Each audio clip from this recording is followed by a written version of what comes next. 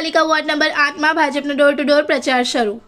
સ્થાનિક સ્વરાજની ચૂંટણીને લઈને રાજકીય ચહેલપહેલ વચ્ચે ભુજ નગરપાલિકાના વોર્ડ નંબર 8 માં ભાજપ દ્વારા ડોર ટુ ડોર પ્રચાર અભિયાનની શરૂઆત કરવામાં આવી છે। આજે ગણેશનગર વિસ્તારમાં ભાજપના કાર્યકરો અને આગેવાનો સાથે ઉમેદવાર મનુભા જાડેજાએ ઘરે ઘરે જઈ મતદારોનો સંપર્ક સાધ્યો હતો।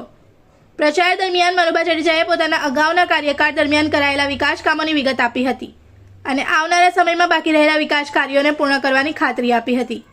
તેમણે સ્થાનિક સમસ્યાઓના નિવારણ અને વિસ્તારના સર્વાંગી વિકાસ માટે પ્રતિબદ્ધતા વ્યક્ત કરી હતી। આ પ્રચાર અભિયાનમાં મોટી સંખ્યામાં કાર્યકરો જોડાતા ચૂંટણી માહોલ વધુ ગરમાયો છે। રિપોર્ટર કેતન સોની।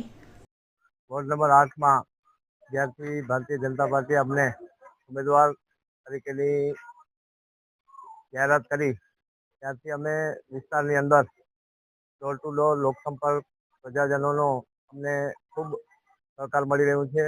ખાસ તો આ જે વોર્ડ નંબર 8 જેમાં અમે છેલ્લા 2 ટર્મથી ભારતીય જનતા પાર્ટીના ઉમેદવાર તરીકે નગરપાલિકાના કાઉન્સિલર તરીકે આ વિસ્તારના દરેક પ્રજાજનો સાથે અમે પરિચિત છીએ।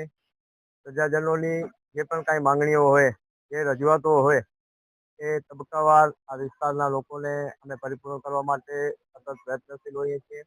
ખાસ આજની વાત કરું તો જે ગણેશનગર વિસ્તાર છે, જે એક મોટો વિસ્તાર છે, દરેક પ્રજાજનો જે આ વિસ્તારની અંદર રહી રહ્યા છે, ખાસ કરીને રબારી સમાજના સૌ પરિવારજનો હોય, અમારા ક્ષત્રિય સમાજના આગેવાનો હોય, દરજી સમાજના આગેવાનો હોય, ગોસ્વામી સમાજના આગેવાનો હોય, ગઢવી સમાજના આગેવાનો હોય, તેમજ અન્ય સામુદાયિક સમાજના જ્યારે પરિવારજનો અહીંયા રહેતા હોય ત્યારે આ વિસ્તારમાં ઘણા વર્ષોથી પાણી, રોડ, રસ્તા અને ગટરની સમસ્યાઓ હતી।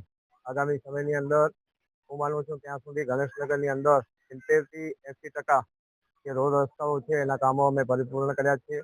પાણી માટેની જે પણ એમની માંગણીઓ હતી એ પણ અમે પરિપૂર્ણ કરવા માટેની તમામ વ્યવસ્થાઓ કરેલી છે। આ વિસ્તારની અંદર ઘણા સમયથી જે ગટરની સમસ્યા છે, જે ટાવર કોલોની વિસ્તાર છે, ત્યાં પણ અમૃત યોજના પાર્ટ 2 માંથી પણ અમે મંજૂરી મેળવી અને નજીકના સમયની અંદર ગણેશનગરની અંદર કોઈ પણ વિકાસની કમી નહીં રહે। આપણે સૌ જાણીએ છીએ કે ભારતીય જનતા પાર્ટીના હર કોઈ ઉમેદવાર હોય, પાર્ટીનો કાર્યકર્તા હોય, એ પ્રજા વચ્ચે દરરોજ સાથે જ હોય છે। પ્રજાના જે પણ કાંઈ સુખ દુઃખ કે જાહેર સુખાકારી યોજનાઓ હોય એ પ્રજાજનોને મળે એના માટેના અમારા પૂરતા પ્રયત્નો હોય। સામે પક્ષે કોંગ્રેસ દ્વારા ફક્ત ભ્રામક ઉમેદવારોના વિરુદ્ધ પ્રચારો કરી ઉમેદવારોની જે પણ કાંઈ બાબતો હોય એ રજૂ કરતા હોય છે। ખરેખર પ્રજા વચ્ચે જઈ પ્રજાના આ બાબતની જે કાંઈ રજૂઆતો હોય એ રજૂ કરવી જોઈએ, એનો પ્લેટફોર્મ આપવું જોઈએ।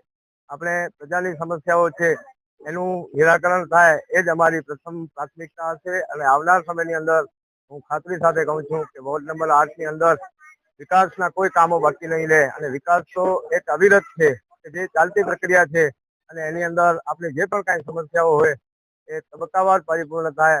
પ્રજાજનોની જે કાંઈ માંગણીઓ હશે એ પરિપૂર્ણ કરવા માટેની હું અમારા 3 ઉમેદવારોથી ખાતરી આપું છું। એક ઉમેદવાર અમારા ચંદ્રેશભાઈ મમુભાઈ રબારી જે બિનહરીફ વિજેતા જાહેર થયા છે ત્યારે હવે અમે 3 ઉમેદવાર છીએ ભારતીય જનતા પાર્ટીના, એમને આપ સૌ આપના માધ્યમથી હું સૌ આ વિસ્તારના રહેવાસીઓને વિનંતી કરું છું કે પેનલ ટુ પેનલ મત મળે અને ફક્ત 3 જ મત આપવાના છે હવે કમલને અને વિજય બનાવો એવી આપ સૌ પરિવારજનો અપેક્ષા રાખું।